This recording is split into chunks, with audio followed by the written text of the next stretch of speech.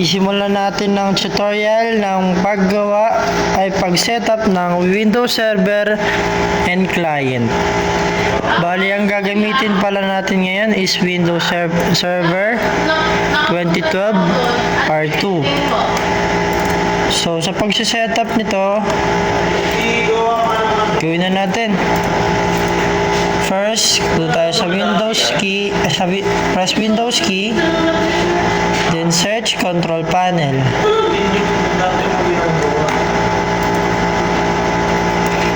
Pag nandito na tayo sa Control Panel, go to Network and Internet, Network and Sharing Center, then change Adapter Settings. Right-click the Ethernet,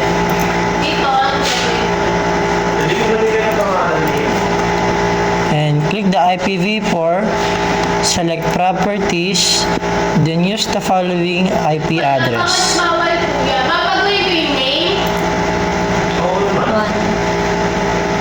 1.0.0.1. Subnet mask, mag-automatic yan. And preferred DNS natin is in default, ito yun, 1.0.0.1. Then okay, close, then next na natin to. Punta tayo ngayon sa Change Advanced Sharing Center. Then punta tayo sa Private. I-turn na natin tong mga to.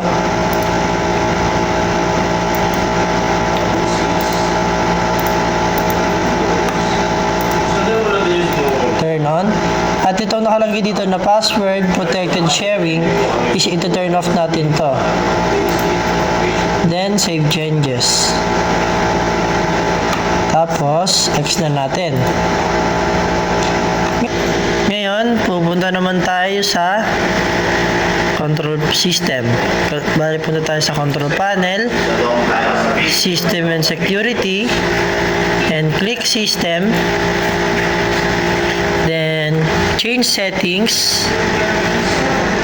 Then dito papalitan natin yung pangalan. So click change. Then type natin dito is server. Ang workgroup natin is CSS and C2. Then okay. Mag-restart yung computer natin. So wait na lang.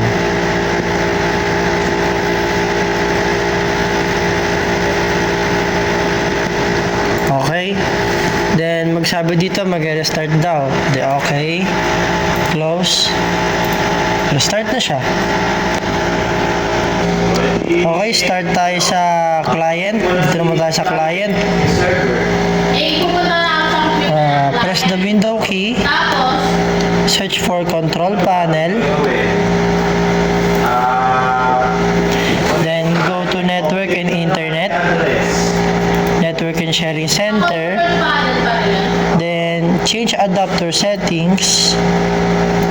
Then right click the internet. Then go to IPv4. Select properties. Then use the following IP address. So ang IP address natin dito sa client is 1.0.0.2. Subnet mask mo natin, automatic na yan. So, ang preferred DNS natin dito is yung sa server. Ang lalagyan natin dito yung sa server is 1.0.0.1. And okay. Close. Then, X na natin to. Then, dito naman tayo sa Change Advanced Sharing Settings. Then, pag-turn on lang din natin to, same as ang ginawa natin kanina sa kabila. Turn on, turn on,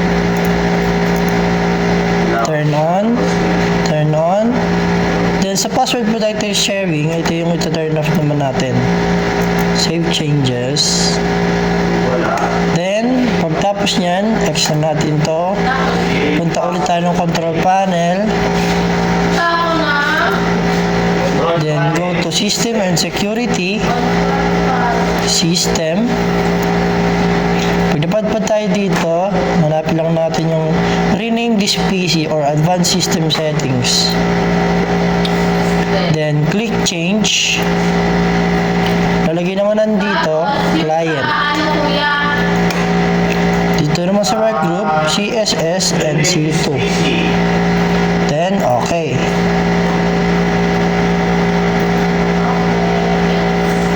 Wait lang natin.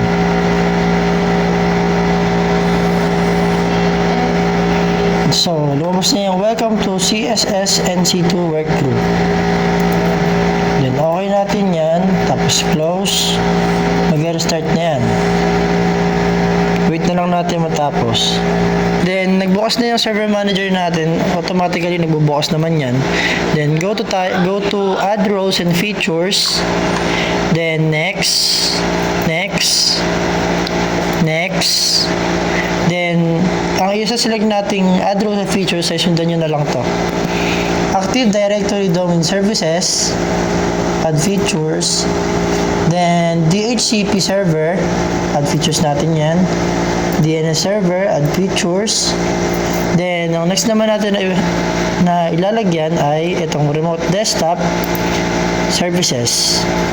Then isabay na rin natin itong print and document services. Then okay na yan. Next.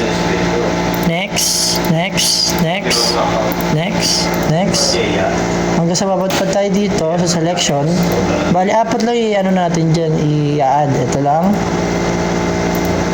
Remote desktop gateway, remote desktop connection broker, remote desktop licensing, remote desktop session host. So, apat lang. Then, click next. Print server, naka-auto na yan. Next.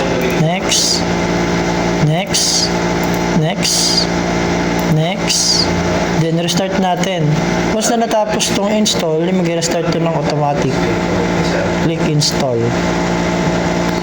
Then, wait na lang natin to. Kapag nag-restart to, okay na. So, nag-restart na yung natin. Nakapag-add na tayo ng features. So, may lalabas na ganito. Close lang natin yan.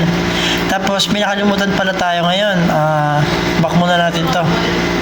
Gawa tayo folder. Lagyan natin server. Tapos, right-click. Go to properties. Sharing. Tapos, click natin tong share. Tapos, add tayo everyone. Then, add natin. Tapos, sa everyone, lalagay natin dito, read and write. Then, share. Tapos, may lalabas na ganito. Yes, turn on discovery and file sharing. Then, done. Next naman yan, pupunta naman tayo sa advanced sharing. Then, share this folder. Permission. Full control, change. Then, apply natin. Okay. Apply. Okay. Then, close. So, nakagawa na tayo dito sa server. Ang gagawin naman natin yung sa kabila naman. Proceed naman tayo sa client. So, nandito na tayo sa client. Gagawa tayo ng folder. So, right-click. New folder. Then, type client. Right-click. Properties. Sharing. Click share. Then, everyone. Add natin. Tapos yung read and write. Then, share. Then, done. Pagtapos natin dito naman tayo sa advanced sharing. So, share this folder. Permission. Full control. Then, apply. Then, okay. Apply. Then, okay. Then, close na natin ito.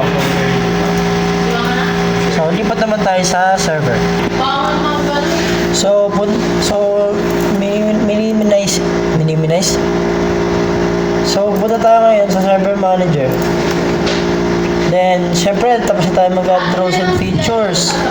Ang gagawin naman natin ngayon is magpo-promote tayo ng server. So, promote the server to a domain controller. Click natin yan. Then, add new forest. Then, ang ilalagay natin sa root domain name, sa akin, ang ilalagay ko ay css.com. Then, click next. Dito naman,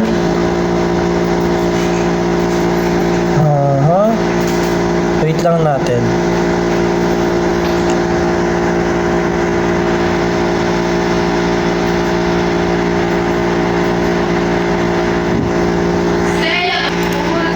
So, ang lalagay natin dito is password. CSS at 12345. Tapos CSS at 12345. Click next. Then next.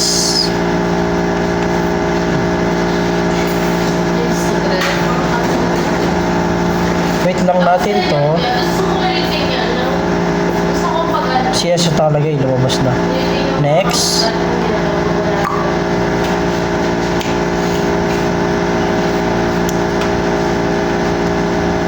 So next,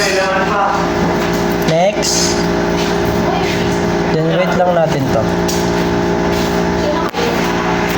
So natapos na yung ating So nakapag-install na ulit. So i-install na natin to. Antay lang natin to mag-install, then mag-restart to.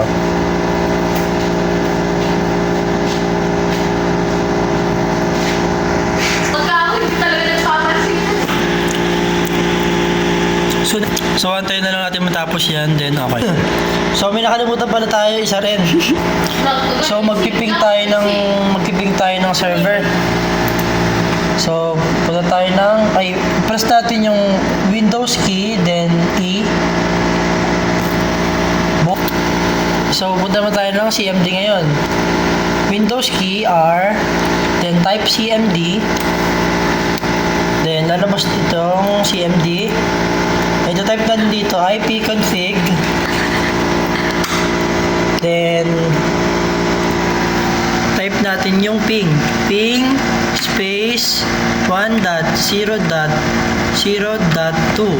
kasi ito yung sinesearch natin doon sa client. So try natin kung gumagana. So working siya, gumagana. Ngayon pupunta naman tayo sa client para i-ping yung server. So, Windows key R, then type CMD, then ipconfig,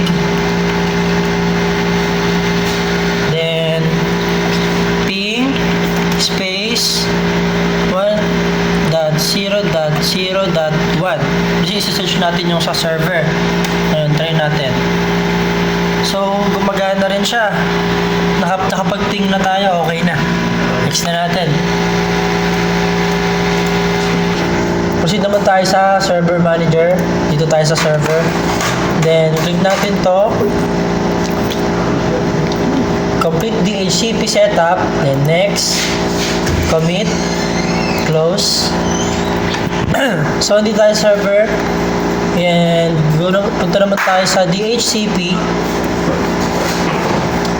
Then, click natin to. Right click.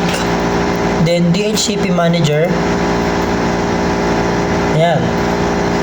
Pupunta tayo sa DHCP. Then, expand server.css.com. Then, expand IPv4. Then, right-click the IPv4. Then, create new scope. Next. Then, type. Ang nalagay na lang dito ay CSS scope. Next. So, starting IP natin, ang ilalagay natin dito, since wala tayong router, ang ilalagay natin is itong server. 1.0.0.1. Then, sa end IP address, dito natin yung ilalagay yung limit kung hanggang ilang computer lang yung makaka-connect. ng ginagawa natin. 1.0.0.100. Next. Add occlusions and delay. Next natin. Next. Next. Router. Since wala tayong router, hindi tayo maglalagay dito. Next. css.com. Confirm lang natin kung nandito. Nandito nga. So, next. Next. Next. Finish. So, extend natin to. Punta naman tayo sa Active Directory, Users and Computers. Then, expand css.com. Right-click natin to. Right-click the css.com. Then, new. Create organizational unit. Talagyan natin dito, CSS org.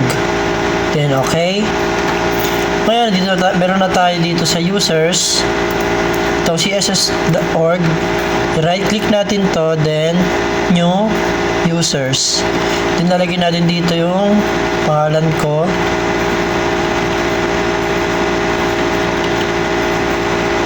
Then, user logon name. Kung ano yung gusto nyo yung username na ilalagay nyo kapag magda-login kayo. Lagay ko na lang, Justin. Next. Then, password never expires. Type na lang yung password nyo. Then, next. Finish. Kapag nasa assessment kayo, pag sinabi ng assessor na lagyan ng user, gawan naman natin ng user si sir, yung assessor namin dito. New user, then Alvin C. Geronimo. Shoutout sa teacher ko dyan, Alvin. Hi, Sir Alvin. Next. CSS at 1345. CSS at 1345. Type na lang yung password nyo. Next. Then finish. So, nakagawa na tayo ng Active Directory users and users. Nakagawa tayo ng users. Then, extend natin to. Then, after that, pupunta naman tayo sa GPO. Group Policy Management. Expand natin yung forest, domain, then css.com. Tapos hanapin natin yung ginawa nating yung organizational unit, itong css.org, css.org. Then expand natin yan. Dito tayo gagawa ng create a GPO. Then nalagay ko na lang dito is css GPO. Okay. Then, right-click natin to. Then, edit. Then, dito tayo mapapadpad sa Group Policy Management Editor. So, punta tayo ng User Configuration, Policies, Window Settings, Folder Redirection, tapos isi-setup natin to. Then, so, bago tayo mag-setup sa desktop, kukunin muna natin yung path folder natin na ginawa. So, back muna natin. So, ito yung server na ginawa natin. Right-click, Properties, sa Sharing, ito yung server path natin, server. Then, kakopy lang natin yan. Control-C, then okay. Then, punta tayo dito sa desktop. Right-click natin, tapos properties, dito tayo mapapadpad, tapos basic, i-control V natin yung sa network path na hanapin natin, which is ito. Then settings, yung grant user, i-off natin. Then yung also apply, ito yung i-on natin. Tapos apply, okay. Tapos gawin lang din natin to sa mga documents, pictures, music, videos.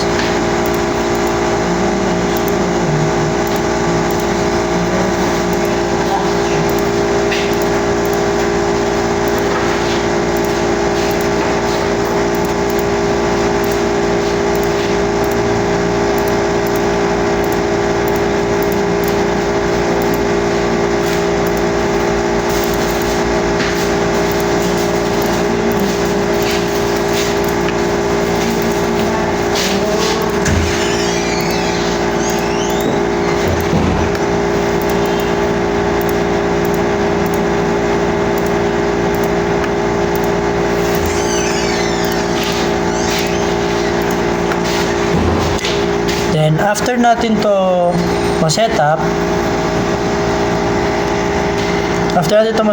i-X na natin yung group policy.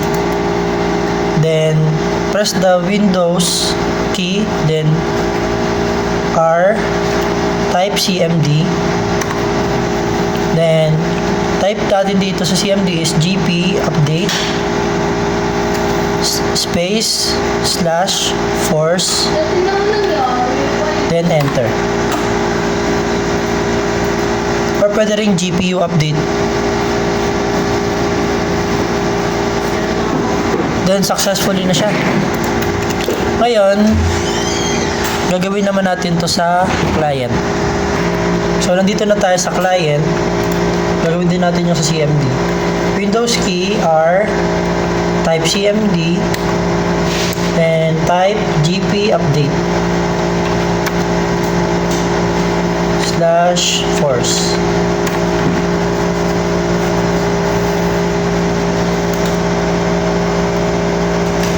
Okay, successful. Isa natin to. Okay, pumunta naman tayo sa system. Go to control panel, system and security, then click system, change settings, then go to remote section, then allow. Okay.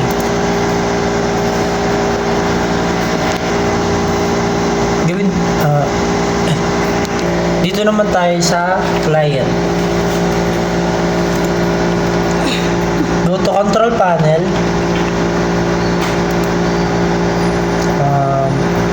system and security, system, then rename this PC,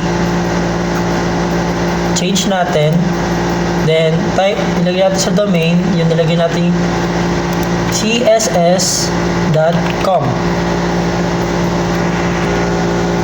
So, ito na yun, css.com. Then, okay. Lalabas dito na, computer name, domain changes. Lalagay natin dito, administrator, or pangalan nyo. Tapos, lagay ng password. Okay. Then, mag-start to.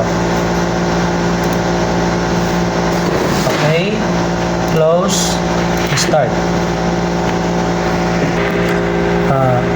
Windows key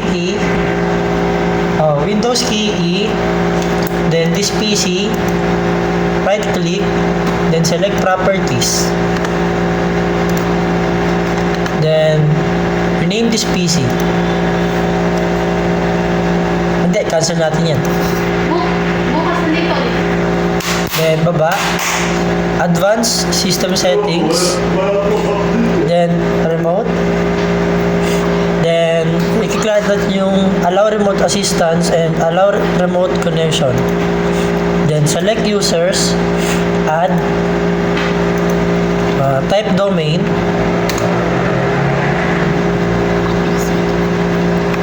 add, then type the administrator and password. Then domain users. Okay. Apply. Okay. Then close. Then itong ginawa nating folder, right click, properties, sharing, advanced sharing, then mag-add tayo. Add domain. Type lang natin yung administrator tsaka password.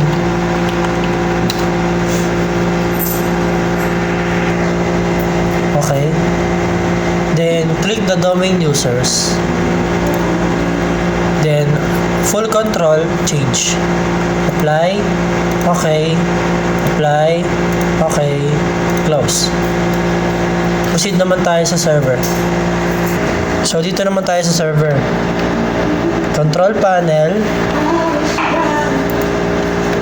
Then go to system and security. click system, change settings, then panahanapin nyo lang yung remote section, then allow, select users, add, then type admin, kung ginawa nyo account, Justin, Alvin, si Sir, and Domi.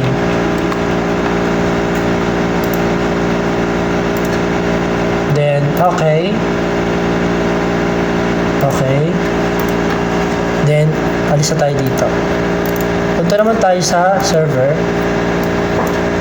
Right click, select properties, sharing, advanced sharing, permission, then mag-add tayo ulit dito.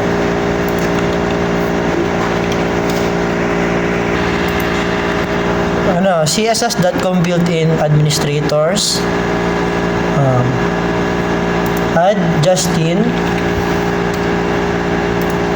Alvin, si Sir, then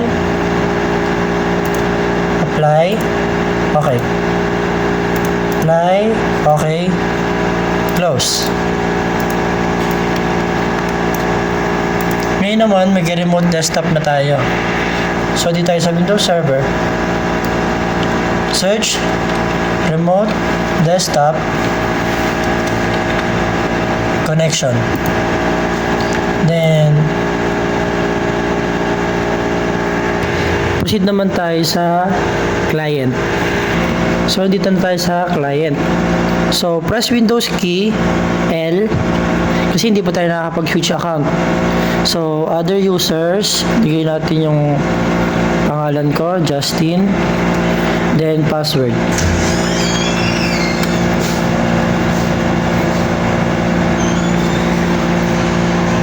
Wait lang natin ito matapos.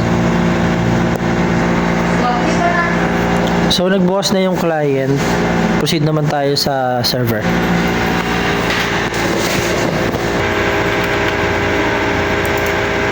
Then type password. Wait lang natin.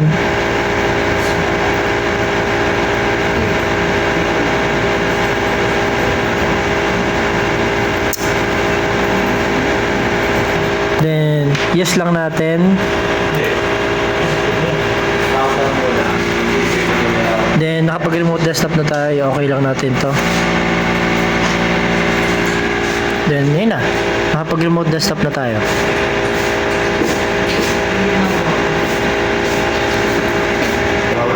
Then, tapos na nakapag-remote desktop natin. Okay, so nakapag-remote desktop na tayo. In-exit ko na. Kasi may gagawin pa ito. Mag-print setup pa tayo. Then, go to Server Manager. Tools.